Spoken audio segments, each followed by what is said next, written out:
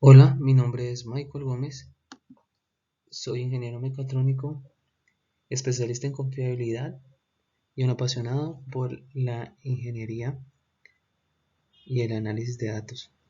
Recientemente estoy trabajando en proyectos de inteligencia artificial e industria 4.0. En esta serie de videos vamos a abordar el tema de inteligencia artificial aplicada al mantenimiento y la gestión de activos. Esta será su primera parte. Lo primero que vamos a hacer es el tema de los fundamentos y la cronología. En resumen, pues el mantenimiento basado en condición permite a las empresas la utilización adecuada de sus activos y generar un ahorro de costos operativos. A continuación vamos a describir algunas de las implementaciones comerciales de inteligencia artificial y vamos a hacer una corta explicación del tema de ciencia de datos detrás del mantenimiento moderno. Bien, partiendo del tema de mantenimiento y sin remontarnos demasiado en el principio, el tema de mantenimiento está enfocado en máquinas de vapor, máquinas operadas por agua y mecanismos, ya sea impulsados por viento u otras fuentes de energía. Luego el tema fue evolucionando y en la segunda revolución industrial, para principios del 1900, empezó la producción industrial en masa, el ensamble en línea y el tema de la inclusión de motores eléctricos dentro de los procesos de producción. Bueno, para mediados ya del siglo XX tenemos el tema de la tercera revolución industrial, donde ya presentamos el tema de la computación automática y la automatización de procesos. Y finalmente, para principios del siglo XX empezamos a hablar del siglo reciente, perdón. Estamos hablando de los cibersistemas conectados en tiempo real, que eso es un tema pues que también a veces está mal utilizado, pero realmente lo que queremos en esta etapa ya de ingeniería es tener equipos que se puedan hacer mantenimiento a sí mismos y que transmiten información continuamente para poder gestionarlos. Todo este proceso fue evolucionando a la par con el tema de los procesos de mantenimiento y la evolución en las técnicas de mantenimiento y metodologías. Con la experiencia en ingeniería y mantenimiento se fue descubriendo que normalmente las fallas ocurren luego de un proceso, donde primero hay una señal, luego otra y así sucesivamente hasta que se genera una señal que ya normalmente es audible, luego genera una señal de temperatura o de vibración y finalmente termina en una falla. Con esto hemos ido aprendiendo que cuando el equipo llega a falla, los costos de reparación son mucho más elevados. Bien, luego de que ya entendimos el proceso de la falla, vamos a revisar entonces de qué estamos hablando cuando hablamos de las metodologías y las etapas en los tipos de mantenimiento. Con el avance pasamos de mantenimiento reactivo, donde solo esperamos a que la máquina fallara para hacer la reparación. Luego empezamos a planear y a una serie de actividades preventivas para evitar que esos equipos fallaran, pero pues esto tenía un costo y pues a veces hacíamos reparaciones que no eran necesarias. Luego se empezó a hacer un procedimiento de mantenimiento proactivo enfocado en la eliminación de los defectos que generaban esas fallas. Y finalmente llegamos a un mantenimiento predictivo donde logramos equilibrar los costos de mantenimiento, ya que al realizar un mantenimiento correctivo los costos se incrementan y si hacemos demasiado mantenimiento preventivo pues podríamos llegar a un mismo nivel de costos que realizar un mantenimiento correctivo, por lo que el mantenimiento predictivo es el punto adecuado de mantenimiento para ese equipo. Bien, ahora vamos a analizar cómo esto influye dentro del proceso de lo que hoy se conoce como la revolución de industria 4.0. En esta etapa tenemos el hecho de que por mucho tiempo se han ido almacenando información en diferentes medios, normalmente servidores o medios magnéticos. Pero esta información realmente digamos que son datos, puesto que las máquinas generan información a través de unos sensores y son registrados o almacenados en algún sistema. Pero la gente o los operadores o los mantenedores no están en la capacidad de procesar esa información. Por lo que empezamos a tener un problema, y es que tenemos demasiada data, demasiada información y no sabemos cómo procesarla. Entonces es el momento de enseñarle a alguien a hacer ese proceso. Está visto que la elevada cantidad de información que procesamos y lo rutinario de este proceso definitivamente debe ser adoptado por una inteligencia diferente, debe ser manejado en proceso de una manera inteligente. Entonces es en el momento adecuado para implementar inteligencia artificial. ¿Y por qué realmente se habla de industria 4.0 cuando se habla de inteligencia artificial? Ya que un proceso que sea nuevamente manejado por el ser humano no es algo que pueda ser sostenible en el tiempo. Por esta razón, cuando hablamos de industria 4.0, estamos casi que obligados a hablar de metodologías y métodos de aprendizaje automático basados en Machine Learning o Deep Learning, que es algo de lo que podemos hablar en un futuro con más profundidad. Por ahora vamos a mirar a grosso modo de qué se trata el proceso de implementación. Entonces, lo primero que hay que hacer es determinar unos objetivos, ¿sí? Entre ellos, pues estos son 9 de los más importantes: reducir riesgos, aumentar la tasa de rendimiento de los activos, controlar el costo de mantenimiento, reducir el desgaste que generan los clientes, las pérdidas de tiempo y las fallas, reducir los costos que al reducir los niveles de inventario, pues que no tenemos que tener equipos que no necesitamos hasta que fallen, descubrir patrones relacionados con varios problemas en mantenimiento, basada en la información que recolectamos, proporcionar los indicadores de rendimiento adecuados para nuestros equipos, estimar la vida útil restante de los activos para poder plantearlos overhaul o el recambio de esos equipos y recomendar actividades de mantenimiento oportunas para los mismos. Bien, ahora entonces tenemos que hay una serie de problemas a la hora de implementar el Industry 4.0. El primero es que no todos los problemas son de naturaleza predictiva. O sea que si el sistema o el proceso no es de naturaleza predictiva, pues no podríamos realmente hablar de una implementación que sea válida. Luego necesitamos obtener un historial operativo del equipo que contenga resultados buenos y malos. Es otra situación complicada, puesto que realmente la data o la información que tenemos de los equipos en malas condiciones o cuando fallaron es mucho más baja que la que tenemos cuando los equipos están en una operación adecuada, ya que pues si estos equipos estuvieran fallando todo el tiempo, realmente pues no justificaría hacerle mantenimiento. Entonces es inherente el hecho de que vamos a tener un desbalance entre dos categorías, buenos y malos, por lo que es algo que tenemos que tener previsto desde el principio. Y el otro detalle es que la historia debe reflejar datos relevantes con suficiente calidad. Entonces a veces los procesos son lo suficientemente lentos como para poderlos analizar con una frecuencia de muestreo o de medición lenta, cada 5 minutos o cada 10 minutos. Pero si la variable o el proceso cambia muy rápidamente, necesitamos tener la mayor cantidad de información a la mayor velocidad posible. Por lo que aquí empezamos a hablar de que los datos, además de ser exactos, sean constantes, continuos y que representen la realidad del equipo. Finalmente, pues podemos hablar de muchos casos de éxito en el tema de aviación, de la implementación genera, por ejemplo, mejoras. Las mejoras de mantenimiento van a generar, evitar que se generen retrasos en cancelaciones de vuelos. En el sector de finanzas, uno de los ejemplos más claros es el tema de mantenimientos proactivos de los cajeros automáticos para evitar que estos no lleguen a una falla.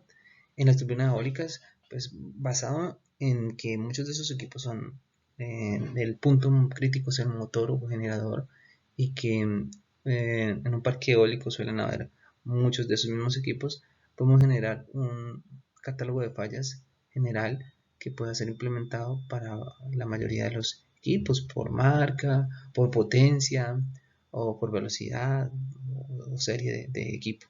Entonces allí tenemos una gran referencia entre muchas otras que puedes encontrar en la documentación de Microsoft Azure en su post de mantenimiento predictivo Playbook.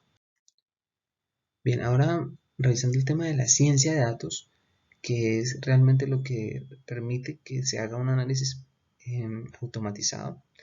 Lo primero que hay que tener en cuenta es que la calidad, o sea, de un buen aprendizaje depende de la calidad de lo que se enseña y la capacidad que tiene el alumno de aprender.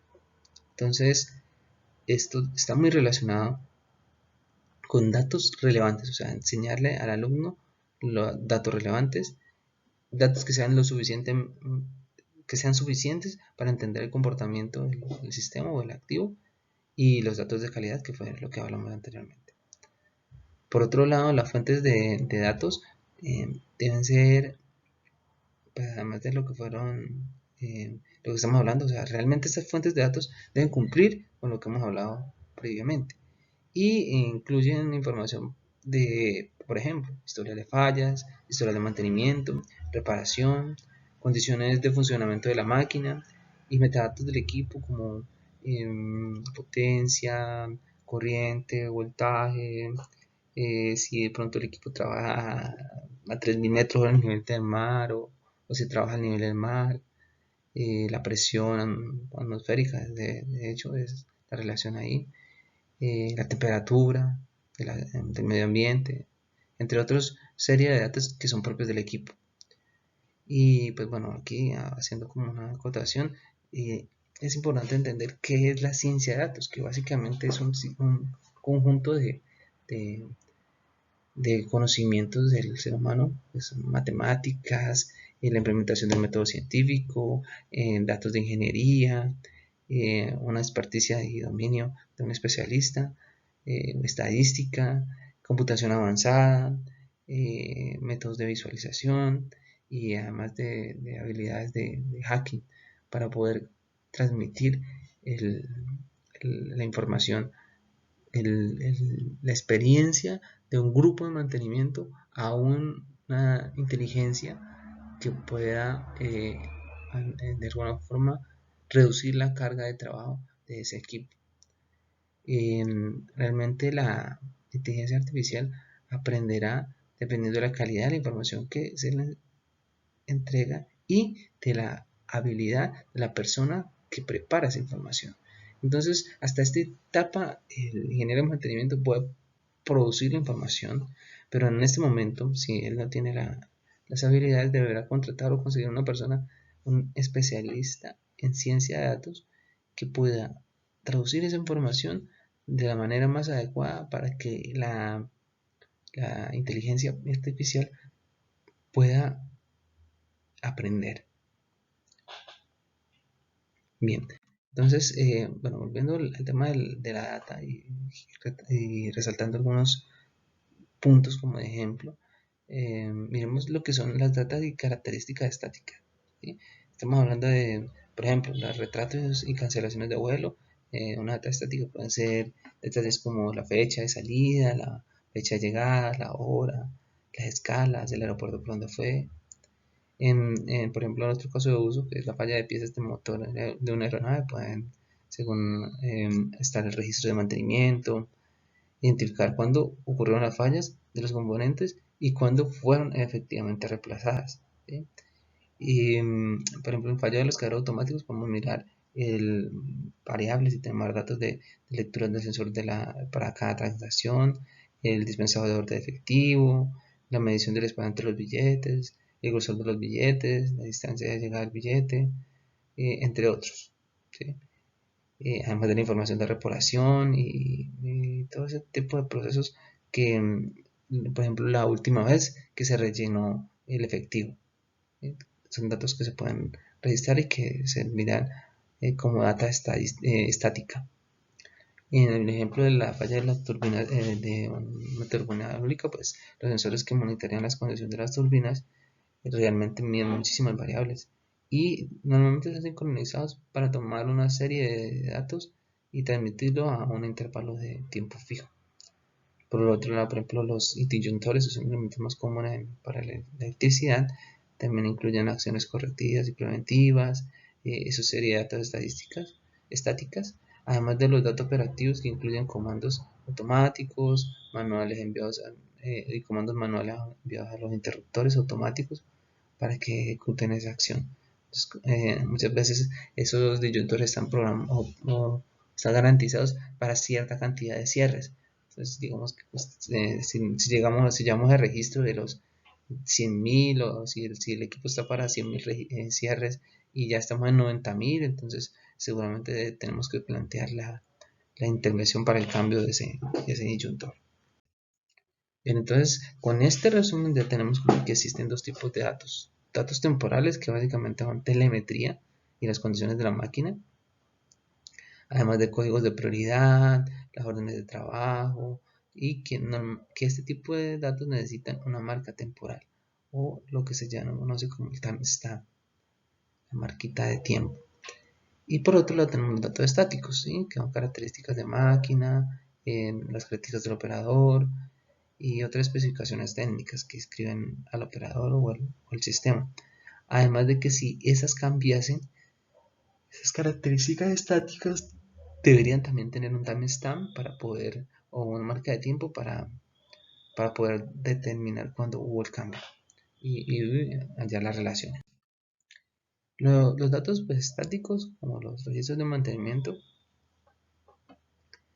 tienen un identificador de activos y una marca de tiempo, que es lo que hemos hablado, para programar así de esa manera, o para enseñarle de esa manera a nuestra inteligencia cómo programar o pronosticar las acciones correctivas.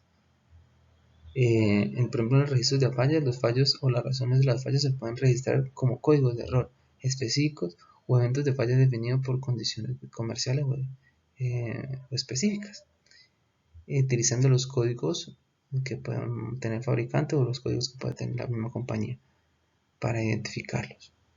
Y pues los metadatos que ya lo hemos hablado, que pues es recalcarlo nuevamente de que todos estos datos pues, se pueden categorizar y organizar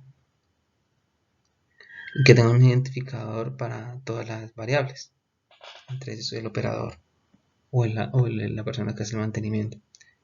Otros pasos que también incluyen el tema de los valores perdidos y la normalización de valores del atributo. Por ejemplo, en el tema de valores perdidos, estaríamos hablando de en un proceso que se mide no con suficiente velocidad.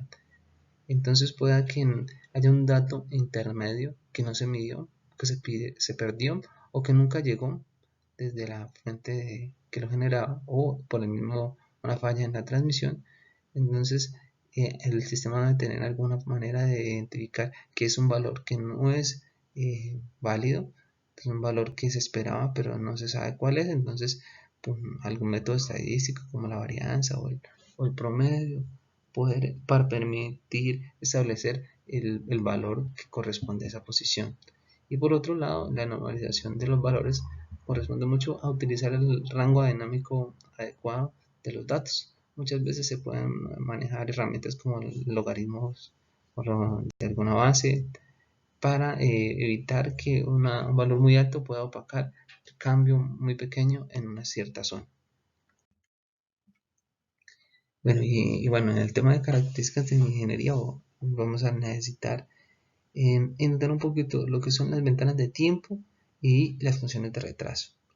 En realidad, pues las ventanas de tiempo tienen mucho que ver con un ejemplo que me gusta explicar acerca de lo que es el mantenimiento de un horno de una cementera. Este tipo de equipos deben ser enfriados y deben ser calentados en una curva muy lenta para evitar daños en el refractario. Entonces esos equipos deben ser monitoreados en una ventana de tiempo diferente cuando están arrancando, cuando están en operación normal, ya que en operación normal su temperatura es bastante elevada, en arranque su temperatura está cambiando constantemente y pues si las ventanas de tiempo que podamos utilizar para esos procesos no se ajustan adecuadamente, vamos a tener un periodo de tiempo que no nos va a permitir hacer un buen análisis para hacer un pronóstico. Además de que, bueno, ahorita más adelante revisamos el tema de la pertinencia de esa información. Y la otra parte que es el tema de las funciones de retroceso, que nos van a servir para ver, bueno, hasta qué tiempo en el pasado vamos a regresar para analizar las decisiones, las condiciones y proveer una decisión o proveer una ayuda para tomar una decisión. Es lo que me explico.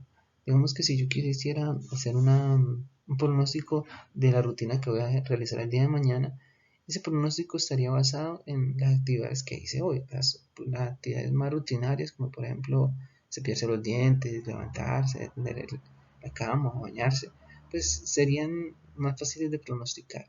Pero para generar un pronóstico, una predicción de lo que se hace cada mes o cada inicio de año, voy a tener que tener una retrospectiva mucho más grande y pues a eso vamos a tener que tener una función de retraso que me ayude a mejorar esa parte. Finalmente, dentro de estas partes de características de ingeniería está el tema del agregado rodantes, y tiene mucho que ver con el tema de aplicar una medida móvil a los datos que se van a manejar. Una ventana móvil que aplica una medida móvil de promediados, puesto que las máquinas no son relativamente constantes en sus procesos, y las que lo hacen pues no van a necesitar un trabajo tan abrumador en el tema de la caracterización. Pero cuando el equipo está cambiando bastante, vamos a necesitar implementar ese tipo de medidas móviles para poder manejar esa información, y de lo posible vamos a tener que tomar muchísima más data de lo normal para que podamos tener una información de cada patrón de falla o cada método de trabajo, método en el que funciona el proceso. Bien, finalmente pues esto es lo que quería compartirle hasta esta sección. Hay un aspecto que tiene que ver con el tema del entrenamiento, y pues espero explicárselo en un video futuro. Por ahora voy a dejarles un archivo como de resumen de lo que hablamos hasta ahorita, y bueno, espero si tienen alguna idea, alguna necesidad acerca